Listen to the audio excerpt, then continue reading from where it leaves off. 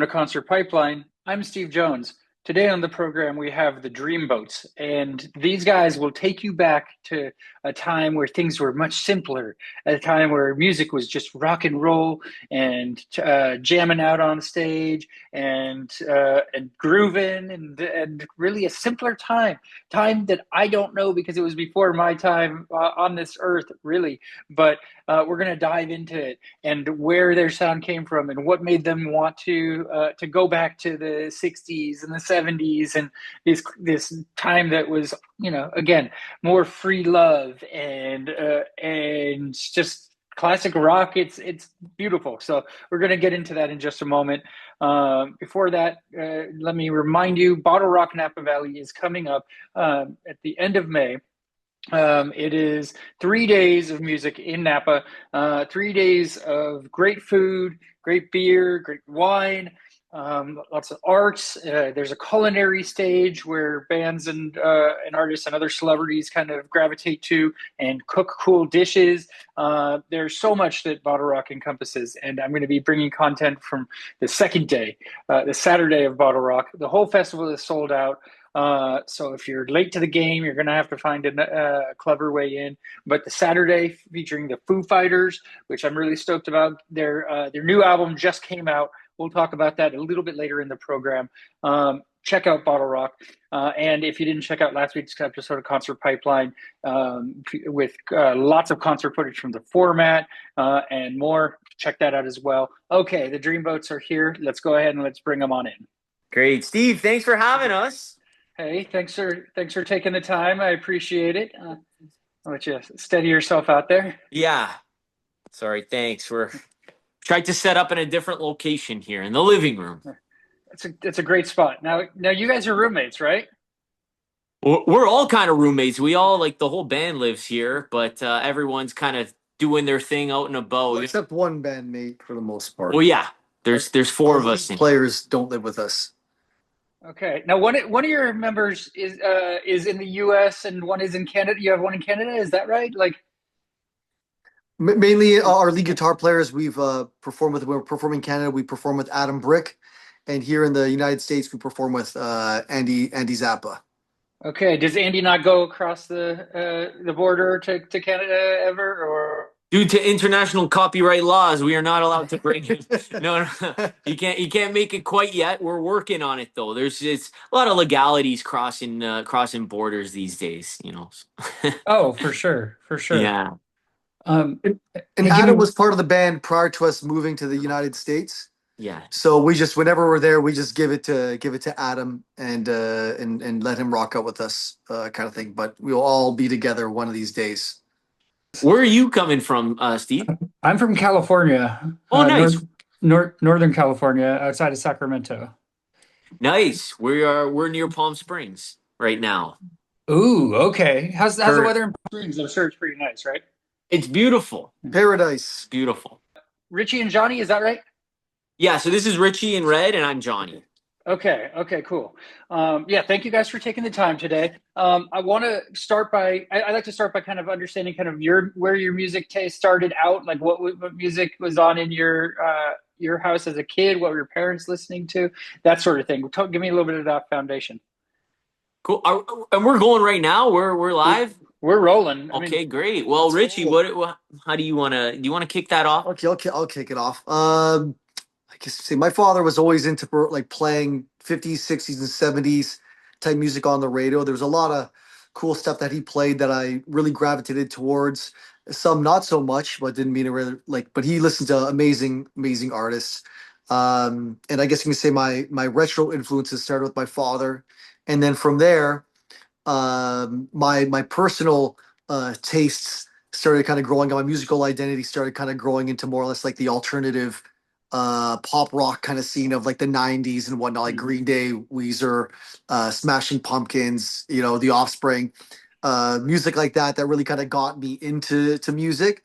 And in high school, I was big into dancing, like break dancing, so a lot of hip hop influences. But for the most part, I was always performing in bands since I was 17. So even though I'm usually kind of up in the air, rock has always been like the big foundational style of music in my life. I guess you could say, growing up into the present as well. Yeah. I like it. Nice. And how about you, John? Yeah, I mean, I grew up with a lot of the oldies, like all the 50s, 60s stuff. My parents were just constantly, my mom especially, constantly listening to the AM stations in Toronto. That was 1050 and 1150. They were just always playing that. So much so that, like before you can drive, you're just kind of, your parents pick you up in your car, and they were always playing oldies when everyone was listening to like Backstreet Boys and NSYNC. So I'd be in there and I'd be like, I remember slowly trying to like dial the music down because I didn't think it was cool. But then when Napster came around, you could start downloading music. I remember downloading some of these oldies and hearing them not with that AM kind of signal. And I was just like, oh, these songs are like really good. And then I realized I just had this whole memory bank of all of these songs I'd grown up to that were just, they were dormant in there until I really like met Richie I here. thought I knew a lot of 50s and 60s songs growing up, but until I met Johnny too, I knew he had a deep back catalog of a lot of like retro stuff that I didn't even know existed. Yeah, I love it. I still listen to it like all the time, I just there's always some new artists to find out about, some new old artists to find out about. Yeah, yeah. And so how did you two meet? Well, Well, the fateful night. Uh, I mean, here's the crazy thing is that this band was started in 2009, okay? And you could argue, well, not argue, it's a fact. The day I met this guy, for the first time, the very next day the band was formed. Our whole relationship of us knowing each other has been this band. That's what happened. But how did it happen, Richie? Maybe you can give him the quick version the here. quick version, I was working at a store called Long McQuaid, which is pretty much like the Guitar Center equivalent in Canada. And I had a friend that used to work in the rental section, the PA rental section, that used to play in a band with Johnny a few years back, and they kind of disbanded, but we're still friends. And I invited them to a rehearsal space that I owned with one of my other bands, another project, and also we ended up kind of going to like a pay by the hour type like a rehearsal space, and I was dating someone from the store at the time too, and we all just kind of got together, and that day we all met the employees as well as the employees' old band friends, and we kind of started jamming together. And our common ground that day was from Long McQuaid. You can buy this Beatles book that had all the chords, all the chord boxes, all the lyrics, and all the chords that that lined up right on top of the syllables. So if you had a rough idea of any of the Beatles songs, you could look at it and sing it kind of campfire style. And that day, the lead guitarist Roberto had some licks under his belt. Mike and Johnny all knew kind of like the Beatles songs, and we kind of just started jamming, and also cool other 50 songs that we did as well that we really seemed to Like like Richie Valens, La Richie Valens, La Bamba, Bamba, Johnny Be Johnny Be Good. Good, yeah, like that kind of stuff. And that day kind of gave me an idea of where at least Johnny stood when it came to like appreciating retro rock and roll music. Because in my mind, and I'm sure in Johnny's mind, one way or another, I wanted to start like a 50s and 60s kind of project band and whatnot. I'm sure, like I said, in one way or another, Johnny would have loved the same thing if I Yeah. didn't approach him or he approached me or whatever kind of way. But I guess you can say that's how the day went and it started, which was like the beginning.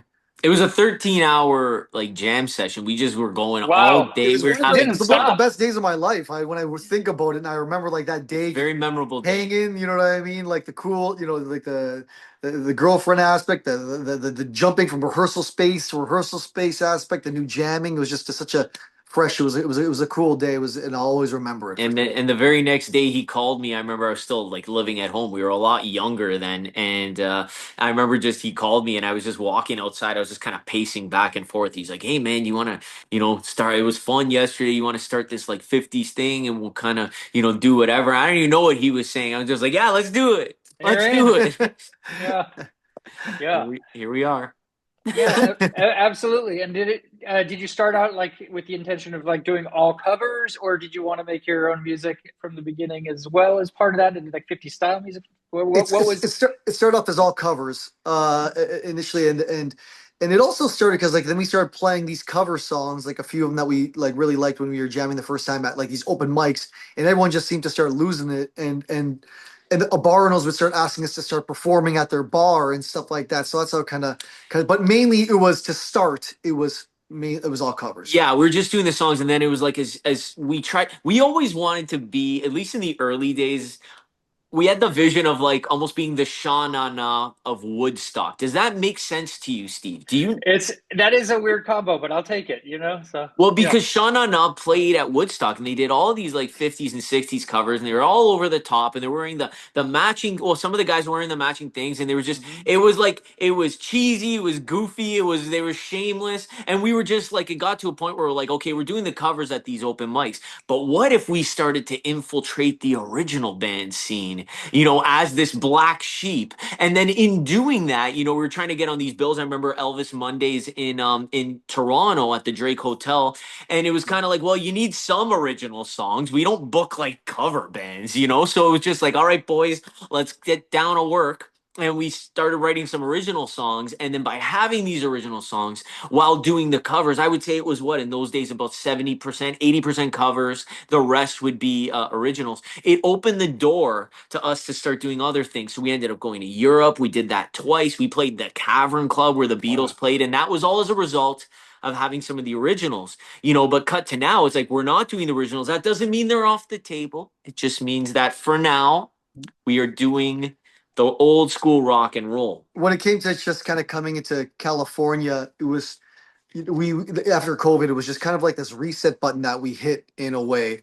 And we've always wanted to play original music and whatnot and those things. But when we were getting booked and doing the bookings, a lot of people just didn't really identify what we were. Were we a cover band? Were we an original band? Were we something? It was just so confusing people. So when we just say that, like, and we became known more for playing 50s and 60s retro rock and roll. Like I said, not having originals off the table. You can see a couple things that we've recorded in the past on Spotify. But what really kind of gave us this clear, instead of a wide flashlight, it was just a clear laser beam, was just easy to kind of let people understand and be very direct with the project that we had was 50s and 60s retro rock and roll covers, our favorite 50s and 60s retro rock and roll covers. A lot of shameless songs in there, a lot of the A-list stuff too, but that was, I guess you can say our momentum really picked up here in California once we kind of identified ourselves as mainly a 50s and 60s retro rock and roll thing. Was easier to get booked through all the Southern California cities here, all the events, as far as parties, clubs, and stuff like that. People had a better idea of what we were when we identified ourselves more like that. But as Johnny was saying, to conclude this point,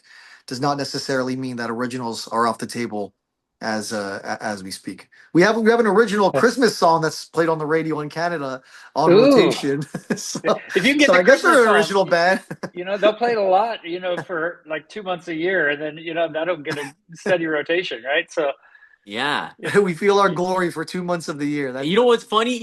Steve, is that we're doing original songs. It was like we're spending all this money. We're going to studios, we're recording, we're doing this, mixing, mastering, send it back, blah blah blah, and of course, the song that gets on the radio, the very AM frequencies that I heard it on, the song that gets on the radio is we recorded it on my cell phone with video, and I extracted the audio from the video, sent it in to our one friend there, and now it's just played every year. Of course, the one makes song you think we you're did trying too hard, right?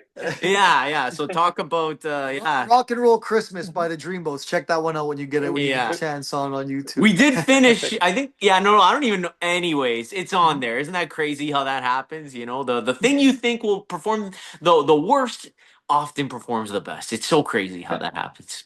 That's how it happens. That's how it happens. And so tell me, you've played a couple tours in in California, at least a couple, right? So tell me, did you get up to Northern California? Where do you get in California? Yeah, I mean, well, we've been all over the states for that matter since moving down here. We're all over the place. We're going to Idaho this week or next week, Colorado. We're all over the place. In terms of California, Southern California, oh yeah, we've played quite a bit. We did there was 3 summers there where we were doing all of the city concert series. So we were doing West Covina and Glendale and Santa Fe Springs. We're doing all the towns, so our name really got out there. But in terms of Northern California, I know we did the state fair up there, but they were trying out a new stage there, so it wasn't like this crazy thing for us. But we technically played the state fair. Played like near San Francisco, like San Leandro. San Leandro. We played. We opened for Peaches and Herb. I don't know if you know Peaches and Herb from back in the day. So we got to open for Peaches and Herb and What was Blue the song? Magic. And Blue Magic. What was the song Peaches and Herb did again? That We was did. how's that go again? I know why. Am I? Oh, I gotta look it up. But it was like they had like a Uh, couple of hits back in the day. We what was we had the the song? opportunity to just kind of open for them and really went over well with their crowd, I guess you Yeah. could say. Yeah. Well, that's pretty cool. And yes, you have a big tour, coming out. You're hitting all the spots. Is summer kind of your dream kind of time to tour? You know what? First of all, we're just perpetually in tour. People are like, "You got a tour coming up?" I'm like, "It hasn't stopped." It It's always, just always. it's just like, where are we this week? That will change. It's a lot. We're doing a lot of fly-ins. You know, right? A lot of fly-ins, but Yeah, there's yeah. also more strings of dates for 2027 and late 2026 are like the blocks of touring, I guess you could say. But for now, it's just we've always been on tour, I guess. Yeah, I mean, what's the summer? The summer isn't too crazy right now.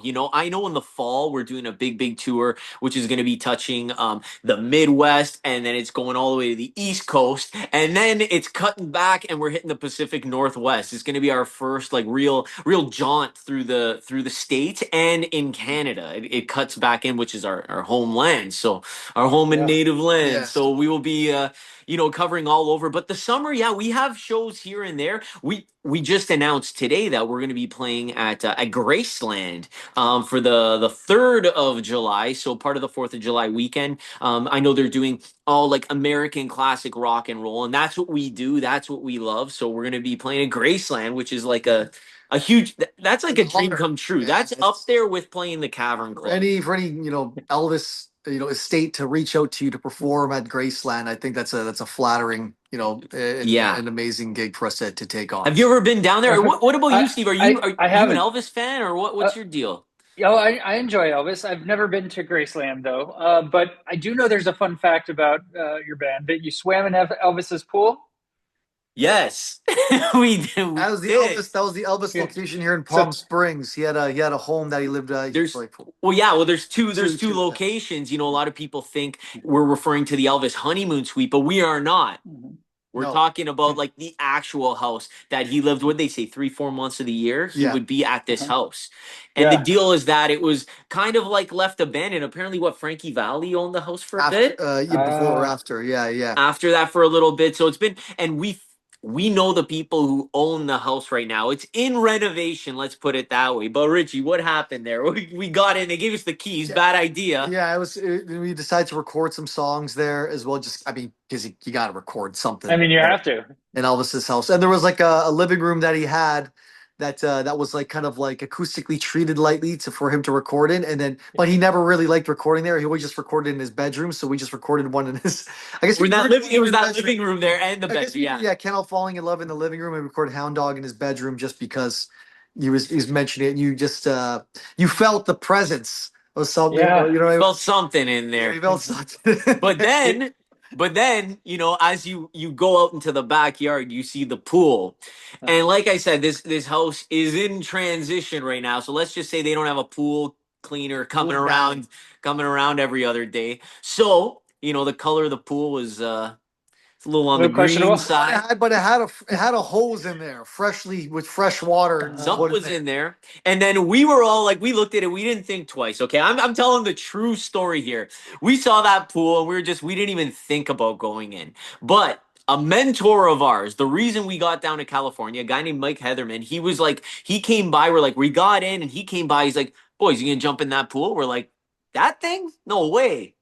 And he was like, So he ends up leaving. He comes back in his shorts and he just cannonballs in. He's like, that's Yeah. how you do it. He's like, you can't come to Elvis's house and not say you swam in his pool. So we're like, all right, all right, all right. So we go get our bathing suits, put them on, and we all jump in. It's freezing cold. And we get out And that's it. And now, It, you know, we got to swim in Elvis's pool. And thank God for penicillin, because I Yeah. don't want to mention any of the things you it was questionable, but contracted from Yeah, that worth the swim. hospital trip. Yeah. you The lived to tell a travel tale, gear. that's for sure, huh? Nice. So yes, we did. We did. We swam in Elvis's pool. We can say we have. Yes. Exactly. Yes. Yes. So how pivotal is the wardrobe to the Dreamboats? Like to your persona, to your music, to your craft? What does the wardrobe bring to your music? It's everything. It's the sense of pride, the camaraderie. It's essentially so that our styles Style. match. Yeah. No, yeah, the suits, of course. The suits, it's been pretty much since day one, okay? And it didn't start with the suit. It started with a vest. What was it? A George vest from Walmart. Walmart, great Great vest. vest. Tavern Club era. Cavern Club, and you know what's so funny? It's just like when we started the band, it came about so naturally. It was just like, we're talking, we got to do this 50s band. And then immediately he's kind of like, we got to get some vests. Like, we got to be matching. Like, there's no way we could do this Won't if be we're on stage if not you're not matching. matching. You know what I mean? And it Yeah. started with these gray vests, and it was crazy. Like he was talking about these open mics we used to do, and you know what the open mics are like. You get guys on the girls on the acoustic guitar, and then you might get like a beatboxer. Especially in Mississauga, it was like a bit of an urban scene. You had beatboxer and stuff, and then we're coming in there. We got these vests, and everyone's like, "Who are these You're like, pricks?" guys, you guys are taking this open mic way too seriously. Right Yeah, now. but we would steal the show. You're And it like was in a undeniable. laundromat, and Yeah. And then, like I said, then we get the attention of people, and then the bar owners would kind of, from there. And then the next uniform after that we had was the red velvet. The red You velvet. can only imagine 4 guys in red velvet at these bars, and people would just Oh be my like God. sipping on the drinks, looking Like- at these guys. Who the hell are these guys? But then when we play, and then they're like, okay, Now we get it. I get it. You Yeah. know what I mean? Like I know what these guys are going for. And right you now. know what our move was, Steve? Is that we would But- go. There was a place called Le Chateau. Okay, that was like a Canadian like suit store, and there was an outlet near us, and they'd always be. They were like it was a blowout sale for like 10 years. They were always like it was blowout. So we'd go in there and we'd pick up all the jackets that nobody would be caught dead in. No, super And here- discounted. And Yeah. here we are, the But they're Dreamboats great. getting them for $15. We're like, we need that. So You know? I usually notice the jackets that we do buy are the inventory that is on sale and no one's gonna buy it. but it looks funky and like maybe not in like a normal kind of formal setting. These jackets go well, but when you go on stage, like even like our teal jackets, like no one's gonna be buying full teal jacket. But you put those on, those are the most like people are just like you look amazing, look great in those Yeah, jackets or whatever. Like and it fits the vibe really, really well. So it's like that's just been kind of like the whole wardrobe thing with the Dreamboats. Expensive enough to look good, but not expensive enough that we can't toss after like 15 gigs. You Yeah, know don't what I get mean? too Not close. precious. Yeah, that's it. Yeah. Exactly. Yeah. So I don't know. That's awesome. That's awesome. Yeah. So with your live show, do you ever feel like you're preserving something or more reinventing it? That's a It's a little of Question. both. That's a great question. Yeah. Actually, it's a little of both. Actually, yeah. Do you want to You take? know, well, I would say, like, first and foremost, we feel like we are carrying the torch. Like self-imposed, like I feel like we're doing that, and over the years, we've had the opportunity of playing with some of the people who were part of this era, like specifically, out here in California, we were very close with a man named Chan Romero. Chan Romero was an original, like, first wave rock and roller. He wrote the song The Hippie Hippie Shake, and he was a close friend of ours, and we performed that song with him a bunch of times. And we've played with other people kind of part of that thing. And what we've noticed is that they've seen us play and they're really kind of like, you boys are doing a great job. And it's almost like, the music is in good hands. I'm not saying that, but that's the feeling we get. So we've taken it upon ourselves to really be like, we got to do this music right.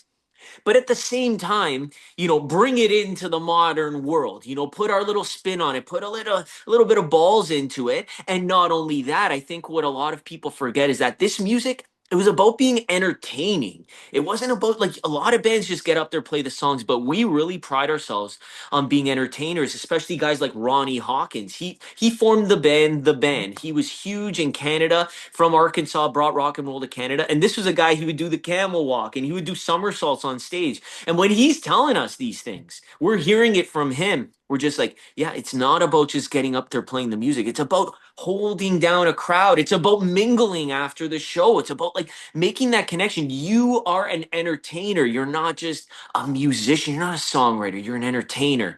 And that's what I feel. That's the spirit we're trying to keep alive at our shows. This guy's doing a straight up handstand. It's come to that. Ronnie would make me look like a child's play compared to the stuff he was doing back in the day. He was, backflips off the stage and like, the what looks like the Michael Jackson's moonwalk. This guy's doing back in like the 50s. He used to call it the camel walk. So there's little elements that like we can pretend that we're like, whether we're bringing it to the modern era or something, but when you just look back, you know what I mean? Like this guy's been doing it since day one. Show it to Ronnie Hawkins and the family, but like a lot of inspiration. But there's ways that we are trying to feel like we want to bring this to the modern era and like do new modern things with new dance moves or whatever it is too, and banter and how we can try connecting with the next generation. Or these are all things that we're trying to keep in mind when it comes to being like a modern retro band, I guess you can say. Yeah, and Steve, that even comes down to just social media. It's like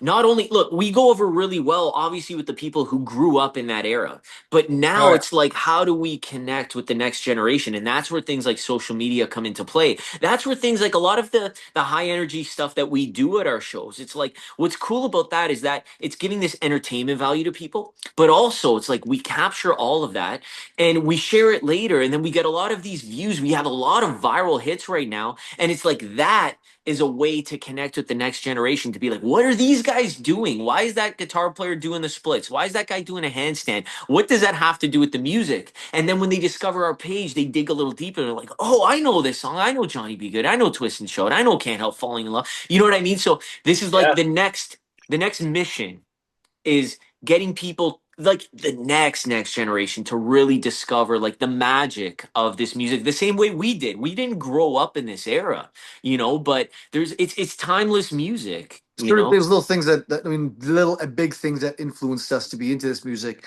and someone's got to do it. You know what I mean? And yeah, this is what our job and mission is. It's exciting to know that there are people out there who haven't experienced this music and can for the first time. And you start seeing that online. How many young kids are now doing the greaser, the rockabilly thing? It's a thing. It hasn't gone away, but it's really like there's a revival happening right now, and it's exciting to know that people can discover these artists, for the first time. Yeah. So do you think that this style of music's due for a bigger comeback? It comes back in heavy waves. Yeah. Like again, like even like over like the resurgence of like Richie Valens, like La Bamba the movie, like the content came back on like TikTok like a couple of years back, as far as people just like using the audio and trying to reenact the scenes and stuff. And it's like this is the kind of stuff that got me into like 50s and 60s music, was just watching La Bamba on repeat on like the movie network growing up and listening to the album and like love it. You know what I mean? And Great so soundtrack. people are just finding ways of that. You know what I mean? And there's other artists that that they're paying homage to it, or big influence, like Amy Winehouse, James Elliott Ray, Steven Sanchez. Green Day there, what they did the Everly Brothers with Billy Joe and Nora Jones did a Green Day from Green Day. Billy Joe from New Green Day and Nora Jones did an Everly Brothers album covering all the songs Our Daddy Taught Us album. Kind of thing. So I feel like the resurgence comes in little waves. The Elvis movie coming out, or like when Ray comes out, or Walk the Line, or there's like certain things that like bring the 50s culture and songs to the modern era. And it comes in and comes out. Even when I was younger, when I was in grade 7, the movie That Thing You Do came out, and that was like a radio like hit, like, you know what I mean? And how could people from that, from the early 90s being such in love with a song that's so catchy and whatever it is, and it's like based on like a retro era. So it has its ways of coming into like modern and pop culture in certain waves. Always the 50s and 60s area, it'll have its resurgences to varying degrees, in my opinion. Yeah.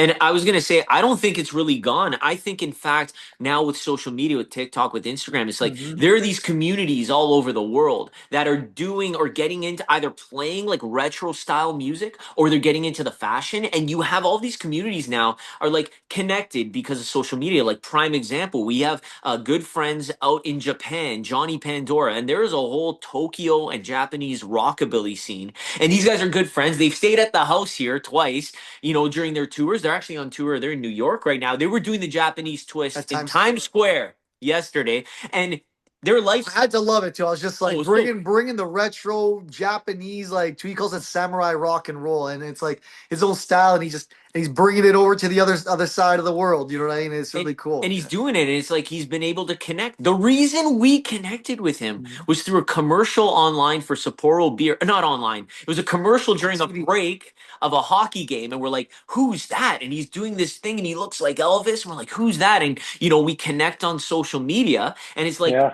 a year later we booked their Canadian tour, and then we did the next tour. Now they're starting to come to California. It's just, the world is interconnected, and I think now more than ever there's a resurgence of this and other genres. Just everything is connected. You can find your community online, and And yeah. even doing like even going back to some of the artists, like even like most popular, like even popular, was blowing all over the radio like a few years back, or a couple years back, was Until I Found Her by Steven Steven Sanchez. Sanchez. I'm not sure if you know of that song in general, but like it was played so much here in California. It's played back in Toronto, and it's like such a 50s style influenced 6/8 ballad that is on the radio and just flooding the radio. I'm sure if you ever look the song up online, you know the song I'm talking about. But I'm the sure. style came back. This timeless sound is being played on modern pop radio. For everyone. And even when I went to go see him in Hollywood, I went to the show. The whole lineup, every person that was young and like maybe even my age too, a little older, like a 30s, like early 40s, everyone was dressed up like they were going to prom. Oh, Like it really? was just like the whole thing. Oh, that's Like cool. I didn't know. everyone was Wow. dressed up like they were going to prom. So it's like the vibe is there, the culture is still there. It's very, very present, and it's with A-list artists, B-list artists that are they're bringing it to the forefront. I think, yeah, for sure. Yeah. And you mentioned living in Palm Springs. Did Palm Springs shape your sound, or did your sound find the perfect home there?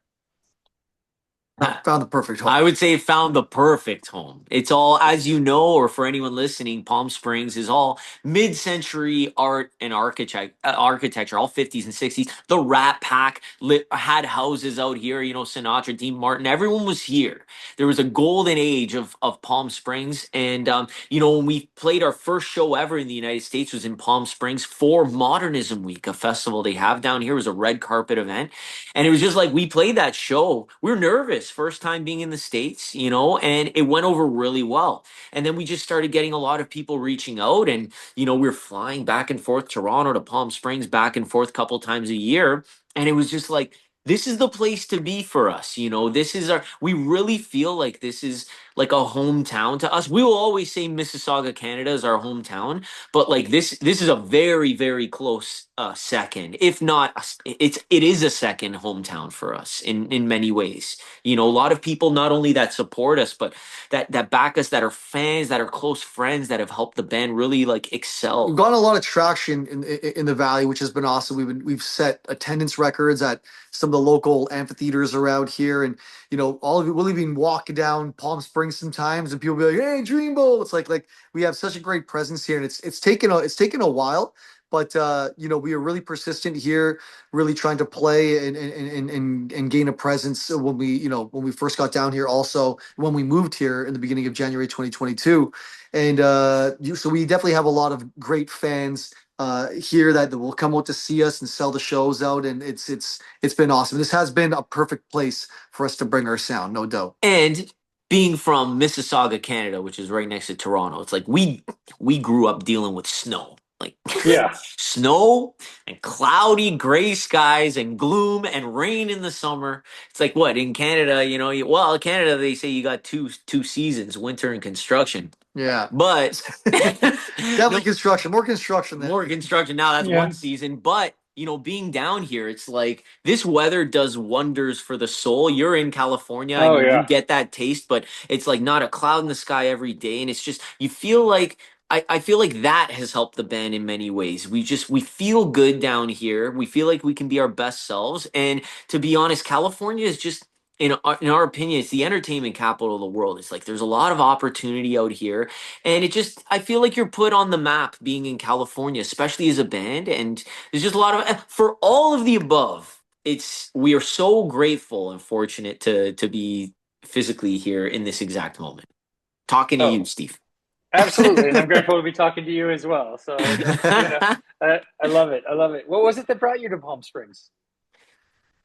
Specifically that festival, we ended up, it maybe goes out to everyone, all the performers out there, is when you play, doesn't matter how many you're playing to, where you're playing at, you never know who's going to be there. And there was a gentleman, like we were mentioning earlier, by the name of Mike Heatherman, that did pretty well with his business here in the States, but also is a hometown boy like us from like Mississauga, Ontario, and he got brought out to come see us through a mutual friend, and he really enjoyed what we were doing. At a small At a venue small venue in our hometown. and he, at first, it started as come do my daughter's wedding, which we did, and then over drinks and banter, and talk and shop at the back, he's like, we're gonna bring you down to California, boys, trust me. Like, you hear these things from so many different Yeah. people. Yeah, we're like, all right, Yeah, cheers, sure. yeah, Okay. California, Yeah, yeah. and then next thing you know, he calls us up when everyone has more clear heads the following or next couple of days. He's like, so much is going to cost you guys to get to California. We run the logistics. We went through like the union to make sure we were doing it all legit. Set a number. All right, let's go. And then that's when it started. And then we went into Modernism Week, this festival that apparently brings like over, arguably 100,000 people into like the area over the course of in February for the celebration of modern architecture. It's also the snowbird season as well too.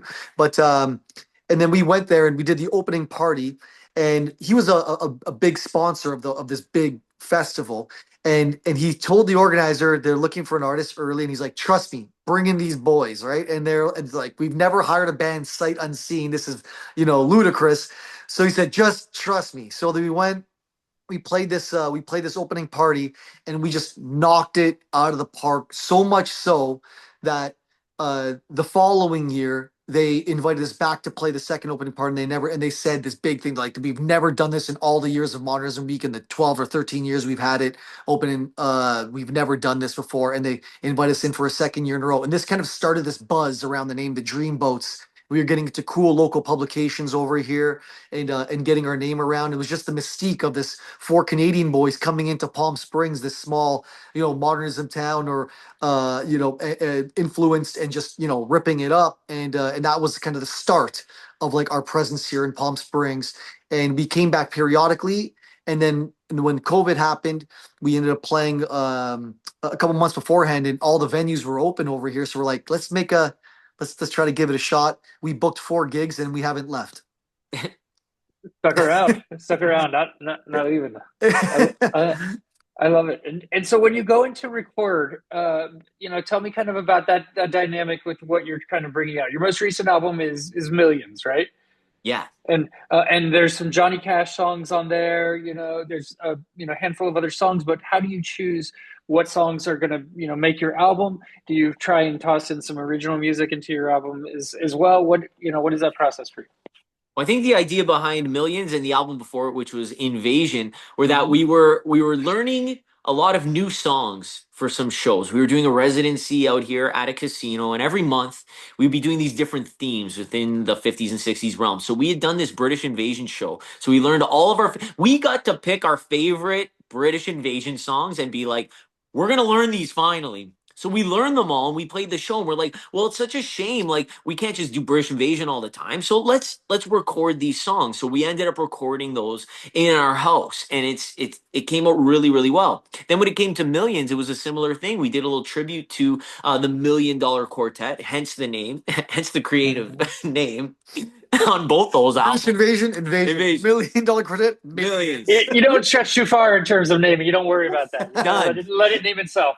Clear. That's the No name. kidding. So we it was a similar thing. We did this little tribute to the Million Dollar Quartet. It went over well. And we're like, oh, let's solidify these. Let's brand these in the Dreamboats catalog. And once again, that was a home production we did in between. We were changing houses at that time. Invasion was at the same house, and this one was between the two. And it was fun. Like we get in there, we had recorded in all different scenarios. We recorded at the top studio in Canada, Metalworks. So we've seen that. And then this was the total opposite. This was recording in the comfort of our own home where we could make coffee and and do things. So it was a cool experience, and it was fun to get back into it. But we did not add originals. But as we said, that doesn't mean that originals aren't.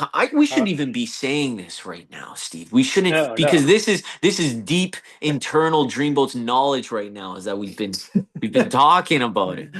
I don't Yes. know if we There's only should. It's a, I it's don't on know. the table.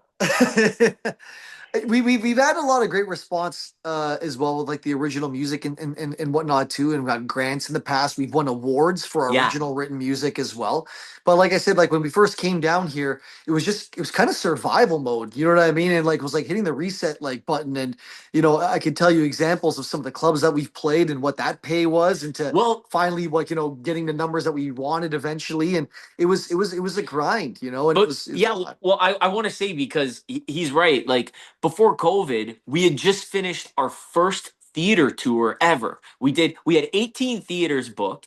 Some of them got canceled, but because of COVID. But prior to Yeah. that, we just got off of an East Coast tour in Canada, playing to our first 300 to 500 seat like small theaters, and we're like, oh, this is great. We're getting our own hotel rooms, and we're all getting fed, and we're treated really, really well. Then COVID hits, and fast forward to us making this move to California. It's like we were literally that first week we were busking on the streets. It was the Wow. ultimate like Humbling experience. humbling Yeah. experience. And for that first year, we were, like Richie said, in survival mode. We were doing whatever. So we were doing busking. Someone poured water on us. We have that on film. And then we started doing the bars again. And it was a bittersweet thing, because we're like, oh, are we ever gonna break out of the bars? But at the same time, it was a blessing, because we used to love those bar days, and it got us back into, like, at least for me, like, why we love this band. We're like, oh, okay, we're like connecting. We're performing on the floor again. Not even like a Yeah. stage. It's like we're performing and people are right there. Like, to go from not having done that in a long time to now we need to do this. It was a very humbling experience for us. And, not knowing if we would grow out of that, we're like, oh, we're in our mid to late 30s. Is this where our life is gone? What are we doing here? Like, I faced that, Yeah. and it's been paying off. We're bigger than ever now. It's because of we doubled down. We took that risk. Absolutely. Absolutely. Canada's Got Talent. Tell me about that experience. And You want the real story? we're only here for the real stories, okay? The We don't want those. Dreamboats. The Dreamboats tell all. Okay, I Okay, hope here we it don't is. get. I hope we don't get sued for this, because I think we had to sign a gazillion like disclosure agreement. Nah. Because I'm joking. Okay, well, do you want to start, or should I start this one off?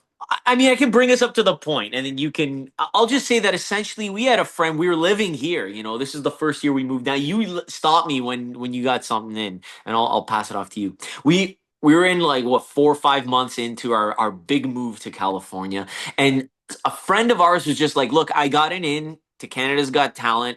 Submit a video thing. We'll see if we can push you through." So we did all that. Okay, I'm gonna fast forward, and they were essentially like, "Hey, they want to feature you on the actual show." So we got to bypass the audition. They liked our videos. So they're like, we're going to feature you on the show. Can you come in, like, in front of the judges? This is going to be broadcast. Can you fly to Canada? So we were like, yes, we'll do it. I'll leave it there. Oh, okay, all right, all Richie, right. that's where you pick up, Richie. All right, let's pick it up. Okay, I would like to say that it wasn't my favorite experience, and a couple of reasons why. Okay, if it was, I'm wondering what I can and can't. Well, I say. was gonna say, look, he's saying it wasn't his favorite experience. It was mine as well, but we learned a lot out of it. Yeah. It wasn't for nothing. You learn a lot quick from all your We- non-fan. You your could worst argue. experiences. You could argue that the reason we are what we, the reason we We'll get to that in a minute, but essentially, yeah, it was just we flew in there. We had a gig the night before in Palm Desert, California. We played the gig, literally had to hop in our car, drove to LAX, flew to Toronto, caught the morning flight, flew to Toronto, arrived in Toronto, drove to Niagara Falls, got there at night. Next morning, we had the call at like 6 a.m. We had to be in the lobby of the hotel in Niagara Falls for the filming. So that was that. Bang that out, and then we had to fly back that same day back to Palm Springs because we had another gig, a private party. He's kind of going over the whole thing. So it's Okay, like no. we got in there essentially. There's all these other acts there, and we're just like we're rolling on no sleep. We just played a show. We're like, what's going on? We got to catch a flight later that day. We're doing this all in one day. So we get up there, and we're feeling good. We're feeling good. We're gonna go in there doing a song. Feeling amazing. Feeling great. We're like, oh, we're gonna knock this out of the park. You know, we're gonna knock this out of the park. So they do all this B-roll of us. You know, they're filming us. We're telling our backstories. We're all that stuff, which did get featured on the show, which was really cool. But you might be wondering why you cannot find clips of us. It's a great question. That is a great question. Well, the reason you cannot find clips of us is because we did not advance. Okay, we got no's from the judges. Now, when you get no's, they don't normally share it online. They only share the people who have progressed. It was on TV, but they don't share the no's. Now, the thing is, if we're being honest with you, we got up there and we performed a song that we've been playing since day one. We played Johnny Be Good. These guys did the high kicks as we normally do. We're doing the solos. We're getting nuts. At the end, I throw my stick up. I catch it. So when we watch it back, it's going to air on TV and everyone's tuning in. What happened was they ended up cutting all of that. They cut all of that.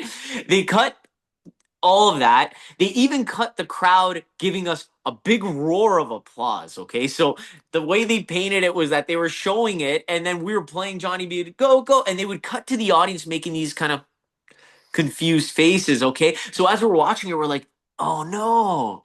Like, is this what's happening? I'm gonna piggyback off that a little bit. See, if I played something, if it was any real talent show or whatnot, and if people appreciate it or they didn't, I'd be totally open and honest and cool with that, whatever. You know what I mean? Like when we went on the show and we performed the song, I'm not lying to you, Steve. I swear to God, I'm holding on to the cross right now, okay? We ripped it up. Like the crowd was losing it. I'm not delusional. Yeah. Steve. It felt great. Audio was amazing. I remember listening, be like, holy crap, whoever's got us in this thing is a big theater. I'm like, it sounds amazing in here. Okay. Yeah. Take note of that for a second. Then we play, we're feeling so confident. We're playing these things, doing things, joking in the back, rehearsing the back. Even when we're rehearsing, the other acts started clapping for us in the back, seeing us play and do our choreography. We did the sound check and everyone's like, oh, did the sound okay. Cool. Like, good luck, guys. Okay, so let me get right to it here. Fast forward, we play the actual performance. We play it. Howie kicks off by saying, you guys are awesome, great good, party but band. this isn't. He says that. Right, but he was just it almost felt like this built-in negativity, it felt. And then once that happened, then it started rolling to Cardinal. He said, you know what, guys, you could have maybe tried an original thing. And we even had that discussion prior that we're like, should we have done an original song? Like I have a song that's pretty up-tempo and similar to Johnny Be Good, and should we have done that if that's what they're asking? And we had our debates on that. Then Trish Stratus came in, said just straight up, kind of felt like I felt like she was kind of piggybacking. Yeah, she was kind of like, it didn't really wow me. And then Lily Singh came in, she's like literally, like she was the last. She's like, "Am I crazy here? Like this is an awesome bet. Like no, I can't give you all X's across the board. That's just insane. You know what I mean? Like this So this is kind of the reaction she gave us, right? And then I thought to myself, after that was all said and done, that, okay, at least in this show, you know what I mean? If they just show that, that because they booed Howie. That was they booed Howie when Howie didn't. He said you're a great cover band, but then he went on to kind of being like, he was just like giving us some of these backhanded comments. He just kind of ripping into us and kind of taking digs at the bands and stuff. Like it was kind of weird. But then, like I said, Steve, if I could take these things on the chin, if they thought that we should have did this or we didn't have an extravagant stage show like some of the other artists prior, then I can take that on the chin and I'm cool. But at least they're going to show the reality of the crowd digging what we did, and we can learn from that, right? Like they enjoyed what we did. Then fast forward to when we actually see the actual video.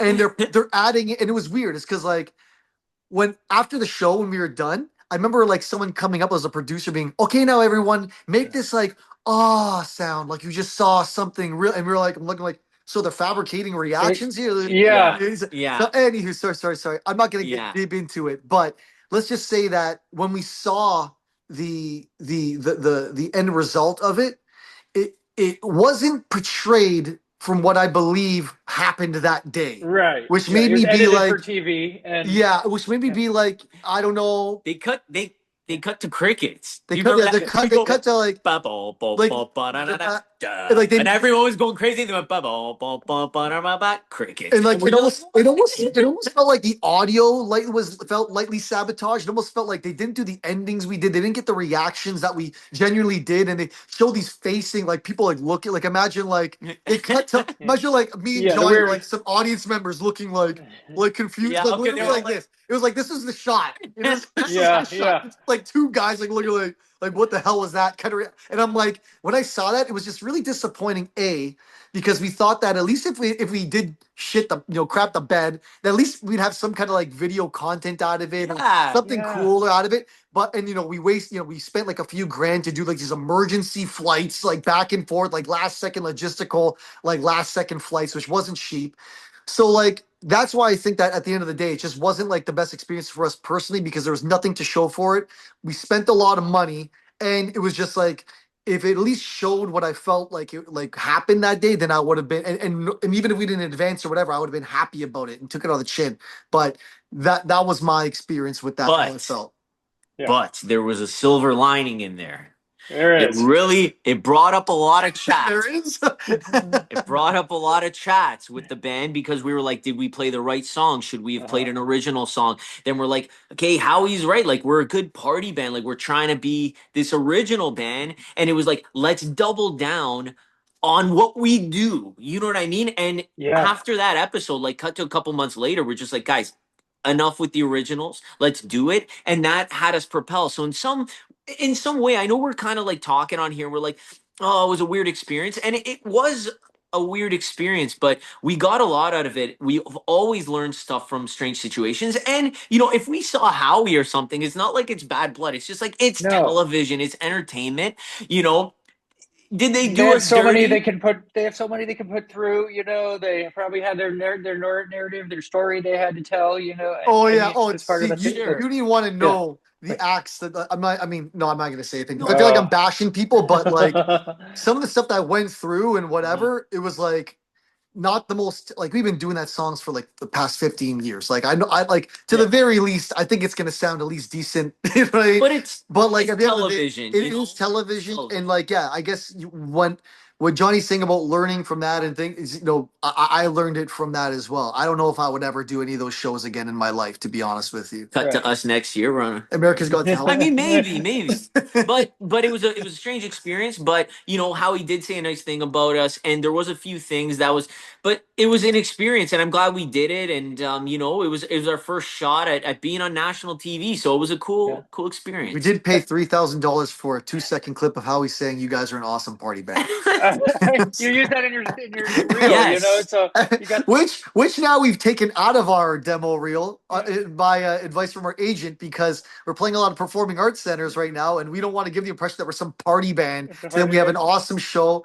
But it worked. Right now we're working on trying to be on like Jersey Boys, $1 Million Quartet play kind of level. Like that's what we're trying not to work. play, but A show in that pays homage to the 50s and 60s thing, and hoping to be at that level, that ticket price, and that's our goals right now. That's what we're working on. Yeah. Have you had anybody tell you that they came across you from Canada's Got Talent? Like they're like, oh, I saw you there. No. yeah. Well, no, we did. I haven't. Okay. No, Okay. but not in any positive. A lot of people Yeah. thought you were great.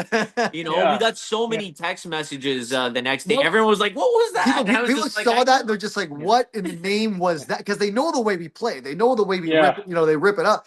But then they saw like this almost like just like weird, lightly sabotaged like audio endings and stuff. They're just like, what the hell was that? And I'm like, I know.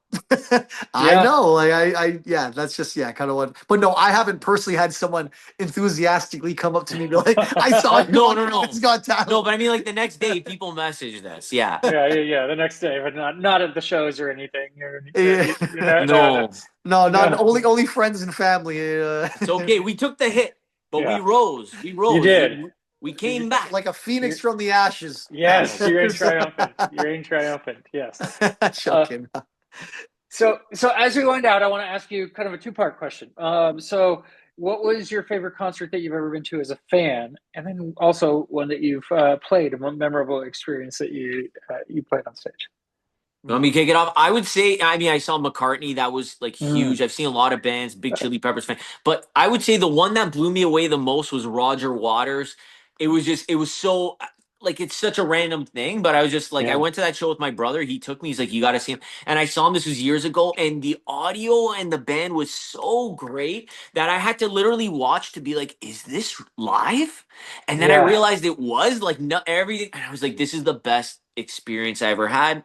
And then in terms of the most memorable gig, I mean, for me was playing the Cavern Club in Liverpool. I don't know what Richie's gonna yeah, say, but huge Beatles fan, always wanted to go. We used to dream crazy dreams about playing there in the early days of the band, and then made it happen. Played on the iconic main stage there, and then played in the back room, which is the newer stage. But it's like everyone's played there, all of our idols, even modern artists are playing there. McCartney's played there in recent years, hmm so dream come true. Gives me goosebumps. yeah. I saw Uh, I saw McCartney 3 weeks ago. A couple weeks ago. It was incredible. Like, Oh, yeah, I'd never yeah. seen it before, and it was yeah. I'd match it. how I long see did he? How long did he play for, 90 minutes, Steve? full Like set. how long is that? Like 3 hours or something? 90 minutes. No, it was a Oh, 90 minute 90 show. minutes. Oh, 90 Yeah, minutes. Sorry, I didn't hear you say it. yeah, 90 minutes? yeah, That's yeah. yeah, that's it. I Beatles, heard he goes Beatles, longer than that. McCartney, Wings. Yeah. It was like all of it. Yeah, it was just amazing to get to see him. That's Wow. awesome. That's awesome. Legend. Yeah, Yeah, yeah. Legendary. yeah.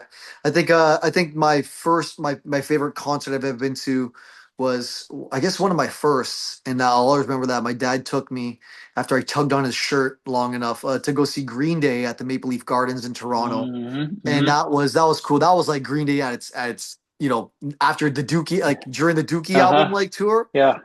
And Billy Joe was just off the freaking wall. Like, just Oh he's doing yeah. crazy shit, saying crazy stuff, just flashing the crowd. Just I'm like, what the hell is happening right now? He's going crazy. And that one I remember vividly because the next day I couldn't talk because I was screaming so much as a young buck, and my dad was just sitting back, just letting me just get crazy and do his. And I guess my favorite show that I've ever played, definitely Caverns up there, but I think one of my favorite shows I ever played, if I remember correctly, was like New Year's Eve at like Junction City Music Hall in like Toronto, just like the club, where it's just That was like, fun. like people. I knew everyone that came there was like buzzing to see us. We had a great presence in our home, like city, like in like Toronto, like the neighboring It's city. packed. Packed. It was just jammed, sweaty, pretty girls, cool dudes, just all over the place. It was just like one of those ones where you just be drenched at the end of it. You're just like, into the mic, probably lightly feeling, feeling pretty good, if you know what I mean. And Yeah. You and have just said that if your suit isn't drenched, you didn't do your job, right? that's it. It's Yes. always That's drenched. Yes. it. Yeah. Yes. It's Always. all that's how, unless it's like it's cranking the AC somehow in there or something. I don't know, but I'm always sweating my This butt off. guy's shirt, that was a great event, by the way. That was an awesome night. This guy, we have pictures after the show where he takes off his undershirt and he could wring it. Ring it out. Oh my Wring gosh, what a it. workout. It's Drenched. definitely a cardio experience that I feel like I have to these days, and it's just been also since like just been doing it for so long, and putting that type of effort into every show was just like I always got to make sure that I feel like I can get back to that mic and not feel like I'm out of breath, and like and I it's been we've always been that type of band to just like give it and lay it on the line, and not worry about tomorrow too much, kind of thing, you know what I mean, and just make it happen, and it's all about the moment, it's all about the people that are there, and it's yeah, we're that kind of band, I guess you can say. And myself personally, I'm not sure if it's genetics or something, but I always seem like I'm just like just destroying my suits with just like sweating like every Yeah. single time. So it's a double-edged sword, I'll say that. Yeah. Yeah, that is awesome, and great concerts, and Green Day also. I've seen them obviously many times, and saw them last year play Dookie in its entirety and American Idiot in its Oh, entirety. I was there for the Yeah, American Idiot yeah, tour there too at the Air yep, Canada Center. Oh, yep. awesome, Saw that awesome. 20 years ago. Also, yeah, they put on a hell of a show. So that is another one that's legendary and epic, and you're gonna have a great time for And, sure. and, So and a quick little yeah, one to add to that is I just saw not too long ago was Green Day just played the Acrisure Arena here, and they played the Blue album in its entirety, all the great A lists, all their A list songs, whatever in the beginning, and then they Weezer? finished off you always with heard, yeah, you said Weezer. Green Day, so I was like, You Green Day said had a Green blue Oh, Day? sorry, album. sorry, Yeah, Weezer. Sorry, my bad. Weezer, my yeah, bad. Sorry, yeah. spacing You're out, good. spacing out. I knew Weezer, we both yes. knew where you were. So yeah, yeah, Yeah, Yeah. that's yes. awesome. That's been the latest awesome show in my mind when I think Uh, about it. Yeah. I heard really good things about that tour. I didn't get to see it, but I heard that was awesome. They finished Incredible off and they visuals. finished off in the Yeah, Coachella Valley here. Yeah, it was like yeah, this whole thing where they're like astronauts launching off to space, and they had like this video countdown thing. And I was actually bringing up when we had our stagecoach come in.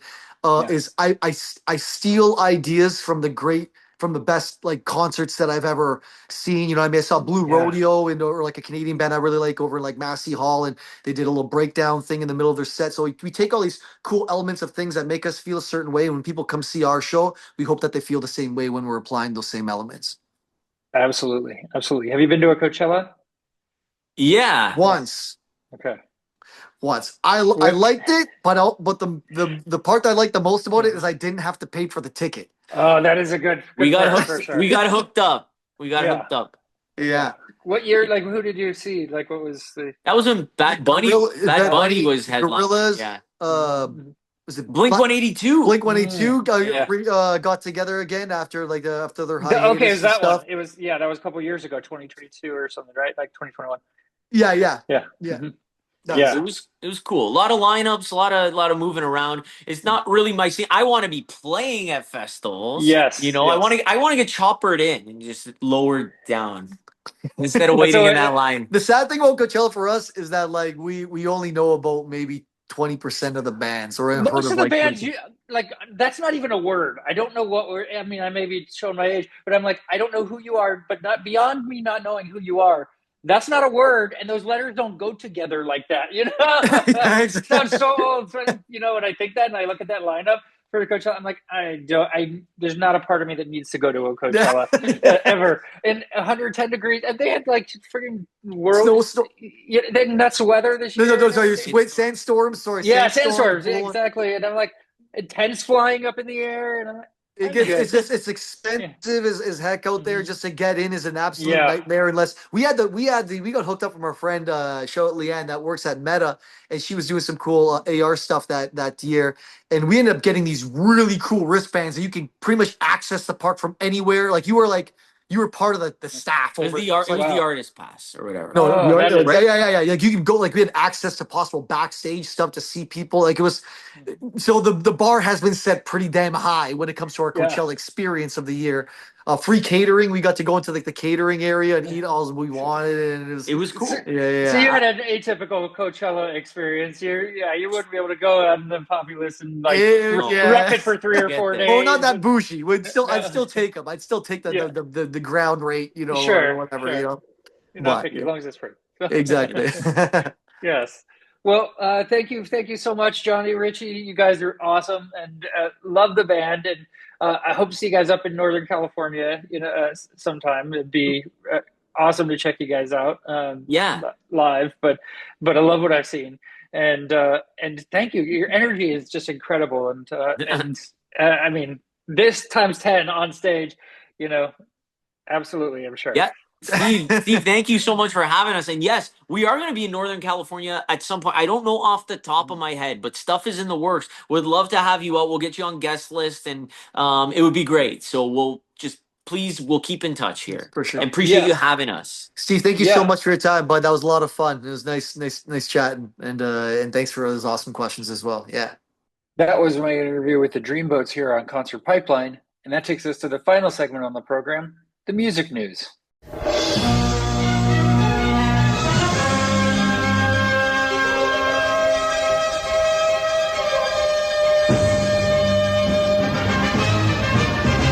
First off, before we get into the music news, I just have to share an update. I yesterday did a big thing, which I didn't know if I was going to do. I did the Wine Country Century, a 63-mile bike ride through the valley in Northern California. And there were hills and there were lots of beautiful vineyards and views. And I've done it before. I've never done it solo. I've never done it with very little practice, but I just went into it with my head held high and with a plan to rock it out, and that I did. I finished the 63 miles, 100 kilometers in just under 4 hours. It was a very proud moment for me because when I did the ride in 2023 with my buddy Joe, we did it in about 5.5 hours, I believe, and for me to shave an hour and a half off of that with little practice, I was not expecting that. I was going in and saying, okay, if I can match the 5.5 hours, I'm good. But each leg of the race, which is about 15 miles, and then you get a rest stop. I hit the first rest stop, just stayed there for like 2 minutes. Second leg was great up until the 30-mile mark, and then had a little small lunch, a couple of little tacos and Nutter Butters, and rehydrated a little bit. Didn't prepare for the third leg enough. The third leg was a little bit rough for me. I started to have a little back issues up to the 46-mile kind of point where the last checkpoint was, and then I just needed to get in that mindset of, okay, we got this, do it. And then in the last 10 miles, there's this hill called Chalk Hill, and it was a beast. It's 500 feet of elevation, like all at once. You're going like straight up sort of thing. And the other times I'd done this ride, I tackled Chalk Hill without getting off of my bike. This time, about 75 feet from the top, I'm estimating. I just had to call it and walk my bike up to the rest of the way. And it was a couple minutes off of my bike, but my legs are shaking. I just had to give in, and I'm okay with it. I did the ride. I finished off strong and in the time that I wanted, and I'm proud of how I did. Had a nice pulled pork sandwich and a beer and a mini Itsit and a cookie and some other drinks at the end. It was rewarding and relaxing, and I was able to check in with friends along the way. Meant a lot to have their support, but really proud that I actually accomplished it. Okay, let's get into the music news. Couple stories to wind us out on the program today. Finn Wolfhard announced a new album, Fire from the Hip, with the charismatic single, I'll Let You Finish. And so this album is following his solo debut album, Happy Birthday, which came out last year. I took my son to see him play at the Independent. My son is a big Stranger Things fan. This is set for release on July 10th. It's going to mark a new musical chapter for Wolfhard as he pushes his indie rock roots into broader, more dynamic avenues. And he dropped the first teaser of the album, the charismatic lead single, I'll Let You Finish. Check that out if you're interested. Taylor Swift files to trademark her voice and image after AI concerns. We are in this crazy, weird time with AI where there's still a lot unknown and what to do. And so she's, as one of the biggest musicians in our time, is trademarking her voice and image, trying to protect herself from others being able to rip off her music with the click of a button. And she made three trademark applications in the US. And one application uses an image of her performing during the Eras tour. The other two use audio clips of Swift saying, "Hey, it's Taylor," and "Hey, it's Taylor Swift," while promoting her recent album, The Life of a Showgirl. She's been the target of several AI deepfakes over the years, from viral graphic images originating from a 4chan challenge to President Donald Trump sharing AI-generated Swifties for Trump images. Not real. And I guess she follows Matthew McConaughey, who has already trademarked his voice to prevent AI from using it, trying to do their part to protect their what they have, right? The Rolling Stones seemingly confirm a new album, Foreign Tongues, with mysterious international billboard campaign. There's a series of cryptic billboards that popped up across the globe, and they were in locations like Australia, France, Poland, and the UK. And they were shared to the band's official Instagram account on Sunday, April 26th. The billboards featured the iconic Stones logo and the same phrase repeated in various languages, suggesting that the new record will be titled Foreign Tongues. So we'll see what comes from this. This is still very early, but I guess they're teasing new music and keeping after it over 50 years later. Good on them. Go Rolling Stones. Okay, and closing it out, of course, with Foo Fighters music news. They were forced to rename their new album over Wicked for Good conflict, Dave Grohl revealed. He sat down with Radio X's John Kennedy to discuss Your Favorite Toy, which arrived on Friday, April 24th. And he said, actually, you know what I wanted to call the record? I wanted to call the record For Good, because that song, Your Favorite Toy, at first I called it For Good. In that song, Your Favorite Toy, it says, get back, hear that boy, someone threw away your favorite toy for good. After For Good popped up in his head as a potential album title, he said he realized it was good, not only for the song, but for the name of the entire album. They could have more than a few meanings, he said, but I'm like, that's kind of nice, For Good.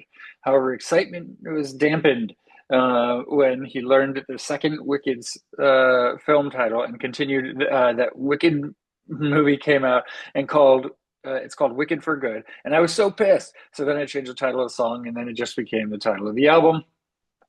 They also just dropped a zombie apocalypse style video for Spitshine, which was written and directed by Dave Grohl. It is one to watch because it is bloody and messy and incredible and not what I was expecting going into watching that video before taping here. So very enjoyable. All right, that is our show for today. Like I mentioned earlier, we have in the coming weeks Augustana, we have Bottle Rock coverage, and so much more. Thank you for tuning in to Concert Pipeline today. For all of us here at Concert Pipeline, I'm Steve Jones. We'll catch you next time.